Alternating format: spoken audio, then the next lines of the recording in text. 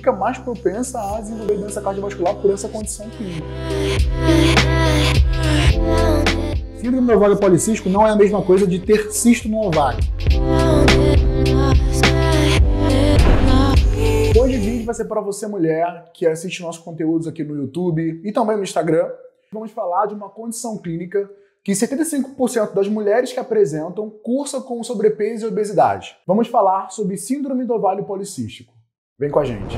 Mas antes de começar o vídeo, não esqueça de deixar seu like, compartilhar esse vídeo. A gente está com uma constância de postar toda terça-feira conteúdo sobre nutrição, sobre medicina preventiva, medicina do esporte, enfim, diversos conteúdos interessantes para vocês. E não esqueça também de ativar o sininho para as notificações. Se inscreva no canal. Então vamos lá, pessoal. Hoje a gente vai falar sobre a síndrome do ovário policístico, que é conhecida como SOP, né, a abreviação. E a gente tem que saber que essa síndrome acomete aí 8% das mulheres em idade fértil. De 100 mulheres, praticamente 8 aí vão ter síndrome do ovário policístico, que é bastante gente. Como o Romulo bem falou, boa parte dessa população que tem a síndrome do ovário policístico vai evoluir ali com alteração de peso corporal, síndrome metabólica, resistência insulínica, né? Então, pô, 75%.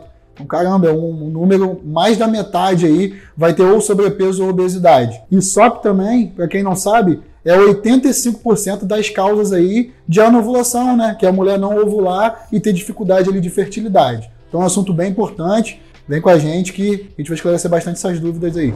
Então vamos lá. A primeira coisa que a gente tem que saber é o seguinte: síndrome do ovário policístico não é a mesma coisa de ter cisto no ovário. Síndrome, eu já falei em outros vídeos, eu acho, né? Mas quer dizer o quê?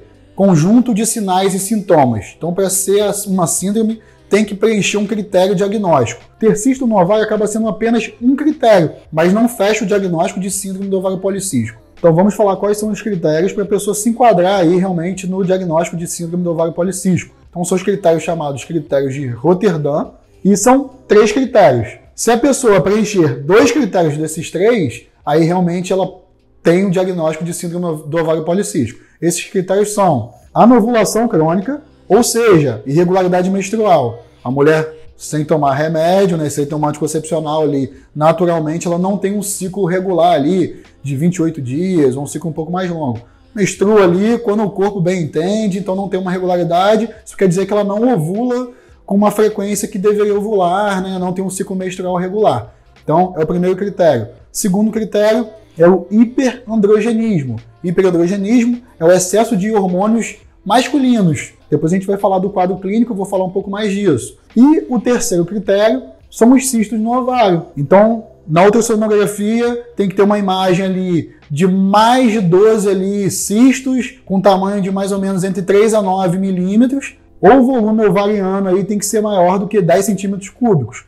Aí sim você tem esse terceiro critério. Então, teve 2 desses 3 que eu citei, cara, realmente se enquadra ali no diagnóstico de síndrome do ovário policístico. Então a gente vai falar um pouquinho sobre o quadro clínico, né? Como que essas mulheres que têm a SOP, né, acabam repercutindo com sintomas, sinais, enfim.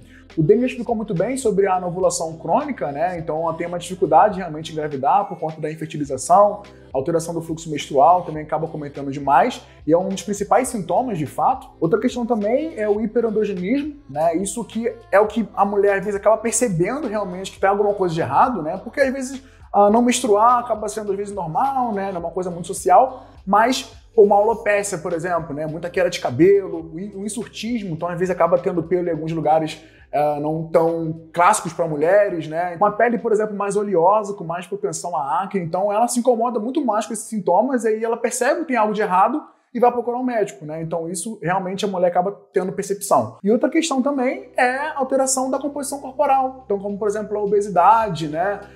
Geralmente a gente falou no último vídeo também que a resistência insulínica acaba causando também acantose nigricans, né? Então isso é bem comum também para mulheres, né? Quando apresentam a síndrome do ovário policístico, pode ter essas alterações também de pele. Lembrando que tudo isso que o Romulo falou depende muito de como ela se enquadrou na síndrome, né? Então, de repente, a mulher pode ter só a anovulação crônica e o cisto no ovário, e não ter o hiperandrogenismo. Então, essa mulher aí não vai sentir aquelas repercussões que ele falou, de surtismo e tudo mais.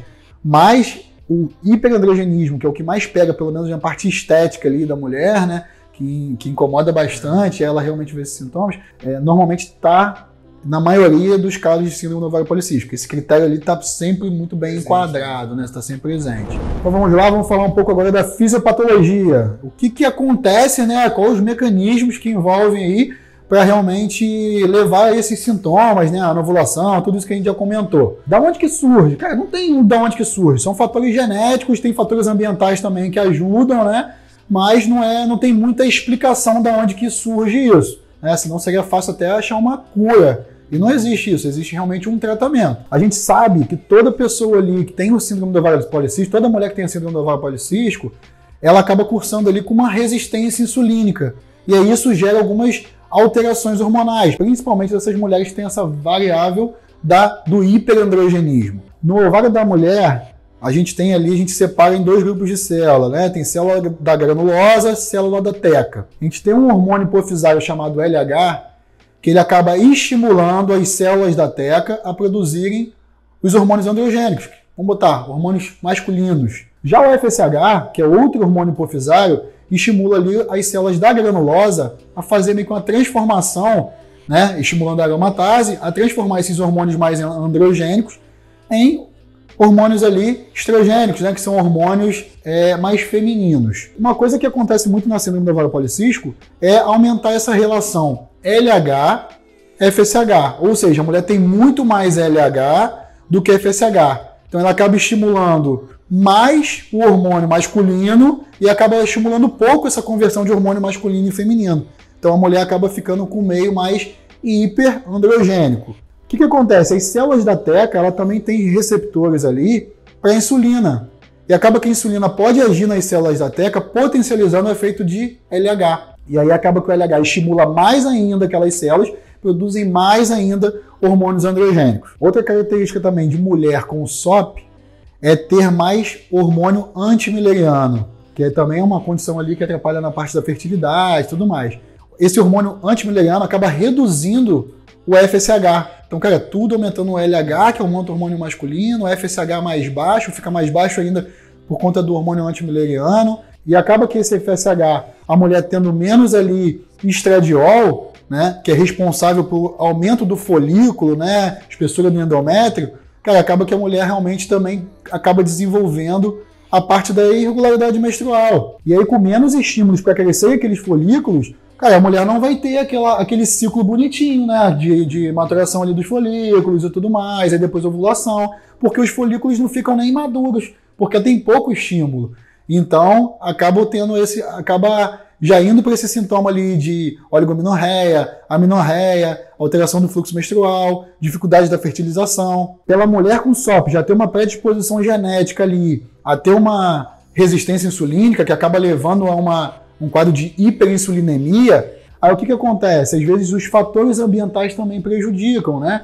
Que é a alimentação, a falta do exercício físico, tudo isso prejudica e aumenta mais ainda a insulina da mulher, essa resistência insulínica e esse hiperinsulinemismo. Então a mulher já tem a predisposição genética, aí ela ainda não tem ali um hábito alimentar legal. Isso aí já prejudica, né?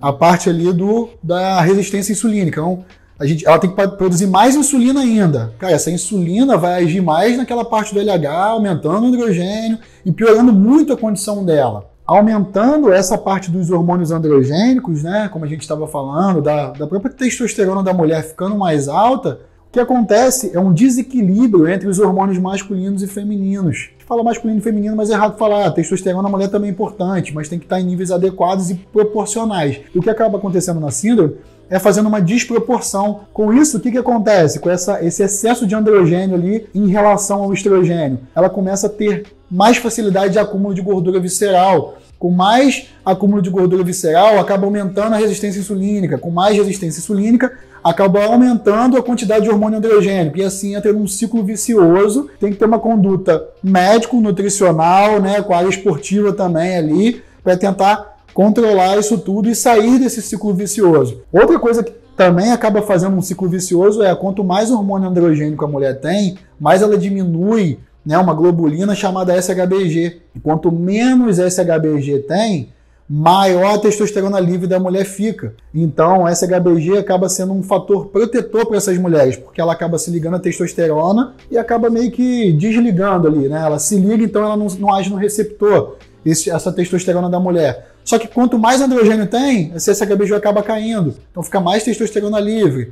E aí dá toda essa desproporção ali, aumento de gordura visceral. Falando isso, dá para entender o porquê que mulher, né, não pode sair se entupindo de hormônio anabolizante por aí, porque você acaba fazendo, mesmo sem a mulher ter, você acaba fazendo a mulher ter como se fosse um hiperandrogenismo. Você entende por que a mulher que toma às vezes muita testosterona, alguma coisa do tipo, ela acaba perdendo o depósito em local ideal de gordura dela, né, que é na região glútea, coxa femoral. A mulher às vezes perde o bumbum e depois, quando ela para ou dá uma errada na dieta, ela às vezes ganha barriga. As mulheres que não têm, acaba extrapolando no hormônio anabolizante, acaba ganhando. Vocês conseguem entender, que aí meu paciente sabe, né, que eu não boto gestrinona em paciente que está com excesso de peso e gordura, porque aumenta os hormônios, libera mais testosterona. Se a mulher já tem mais tecido adiposo, cara, vai fazer como se fosse uma falsa síndrome do ovário policístico ali, né? Um hiperandrogenismo, pode aumentar a insulina dessa mulher, e aí, cara, o tiro sai pela culatra. E isso acontece com muita gente. Então, a gente tem que ter cuidado com isso tudo, porque tudo entra em ciclo vicioso. O hormônio, gente, é igual uma orquestra. Se tiver uma coisinha fora do lugar, se tiver um violão desafinado, cara, todo mundo vai escutar. Tem que estar tudo andando certinho, em proporção certinha, para poder o corpo a gente extrair o melhor funcionamento ali. Então, antes de partir, né, Denis, por exame, tratamento, é importante ressaltar quais são os diagnósticos diferenciais, né? Ou seja, o que pode ser confundido com o síndrome do ovário policístico. Então, pensando em SOP, a gente tem que excluir algumas causas. Então, como, por exemplo, síndrome de Cushing, hiperplasia adrenal congênita, doença da tireoide, hiperprolactinemia e até mesmo tumores secretores de androgênio. Antes de falar do exame, né, o exame laboratorial, o que a gente encontra nos exames, eu vou falar o seguinte: o diagnóstico da síndrome do ovário policístico é clínico. Não vai ser olhando o exame que ele vai olhar e vai falar: caraca, tem síndrome do ovário policístico, olhei o exame aqui, tem. Não. Pode nos auxiliar. Por exemplo, quando a pessoa tem um hiperandrogenismo ali, vai ver um aumento de testosterona da mulher, né, aumento do hiperandrogenismo, aumento daquela relação LH-FSH, né, a proporção vai estar diferente, aumento de androstenediona, aumento de 17-hidroxiprogesterona, pode ter também alterações ali da parte glicídica, né? Então, dependendo ali do biotipo da pessoa, né, pode ter resistência insulínica, a gente vê aumento ali, né, aquele HOME-R. Então, a gente tem uma gama de coisas ali que a gente pode nos auxiliar a fazer um diagnóstico, mas a clínica é soberana em relação ao diagnóstico do SOP. Então vamos lá, qual é a consequência, quais são as consequências que a SOP leva, né? Lembrando da pessoa que não tratar, lógico. Então a pessoa está com SOP ali, e se ela não tratar, o que vai acontecer? A gente fala que vai entrar nesse ciclo vicioso, né? Do que eu falei já, resistência insulínica, aumento de hormônio androgênico, vai ficar acúmulo de gordura, vai mudar a composição corporal. O que isso leva? Mulheres que têm uma SOP aí não tratadas, né, maltratadas, têm 4 vezes mais chance de ficar hipertensa do que uma mulher que faz um tratamento adequado, ou mulheres que não têm SOP, tem 7 vezes mais chance de ter diabetes. E tem uma coisa muito interessante: mulher hoje que tem síndrome do ovário policístico e ela já tem ali sobrepeso, pelo consenso de Roterdã, já é indicativo de fazer um teste de intolerância à glicose, porque ela já tem 2 critérios ali que atrapalham esse metabolismo glicídico dela, tanto a síndrome do ovário policístico quanto a obesidade. Então ela já está autorizada a fazer para ver se ela tem alguma intolerância à glicose. Então aquele teste eles vêm lá, que você toma a glicose, aquele negócio doce, espera, porque realmente a gente já tem que diagnosticar, porque é isso que vai ajudar na parte do tratamento. O tratamento da síndrome do ovário policístico é muito individual, né, dependendo do que a pessoa apresenta na síndrome. Então, já é um consenso ali a gente já ficar ligado, porque a chance de ficar diabética é muito maior numa pessoa que tem SOP. É importante também destacar, você falou aí em questão da probabilidade de desenvolver hipertensão, né? Também em relação à alteração cardiovascular. A pessoa que tem síndrome do ovário policístico fica mais propensa a desenvolver doenças cardiovasculares justamente por conta do hiperandrogenismo, que acaba desregulando um pouquinho, né, as lipoproteínas, né, carregadores de gordura de fato. Então, se a gente for pensar ali, diminui o HDL, aumenta o LDL, colesterol, né, desregula demais o triglicerídeo, então fica mais propensa a desenvolver doença cardiovascular por essa condição clínica. E ainda sem contar os fatores ambientais, né, que às vezes a pessoa não tem uma alimentação muito bem ajustada, não tem atividade física, então é mais um fator contribuinte para essa pessoa desenvolver hipertensão, diabetes, acarretando com doenças crônicas não transmissíveis. Uma condição interessante também é que essa mulher não menstrua com frequência, né? Ela não tem aquele ciclo regular certinho, que tem mais estímulo do estradiol numa parte do ciclo, depois tem a progesterona e tem a ovulação.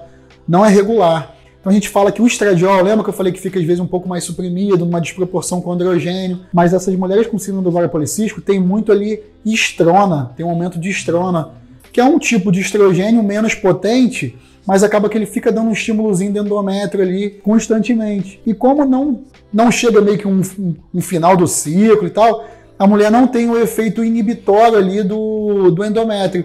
Então vamos botar que a estrona não é tão potente quanto o estradiol, mas ela acaba fazendo uma hiperplasia do endométrio. Então a mulher acaba fazendo ali, sem ter um ciclo regular, uma prevalência de estrogênio, né, da estrona, que é um pouco mais fraco, mas fica dando aquele estímulo de crescimento de hiperplasia do endométrio, e acaba que não é sempre que ela tem a progesterona ali agindo, fazendo como se fosse uma contra-regulação, porque a progesterona meio que ela afina o endométrio. E aí o que acontece? Isso aí, mulheres que têm síndrome do ovário policístico, essa irregularidade menstrual, elas acabam cursando mais com hiperplasia do endométrio, isso pode acabar evoluindo para carcinoma de endométrio. Então isso também é uma condição importante, a gente diagnosticar isso para tratar, né? E aí a mulher que tem síndrome do ovário policístico, por ter mais atuação da estrona, menos atuação ali, contra-regulação da progesterona, né? Hiperplasia de endométrio, mais carcinoma, se for uma mulher com obesidade ainda,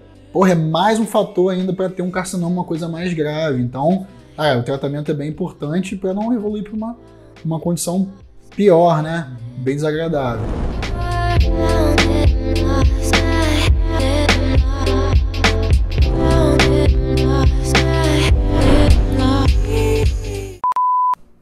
Já tá enquadrado?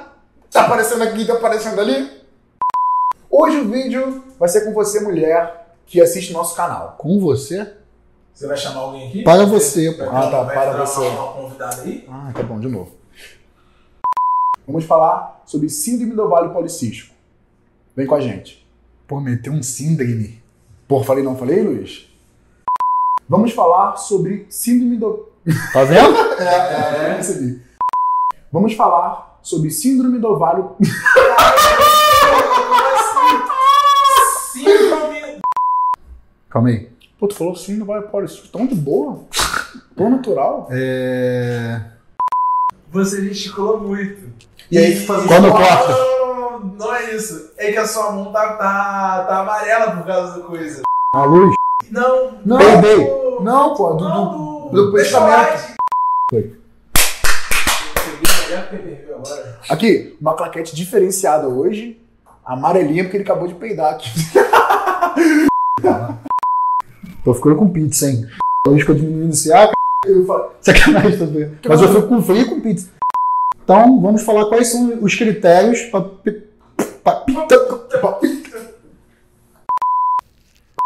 Acabou com o vídeo. Vai ficar até amanhã arrumando essa... Melhorou. Aí, melhorou. Ficou mais legal agora, mano.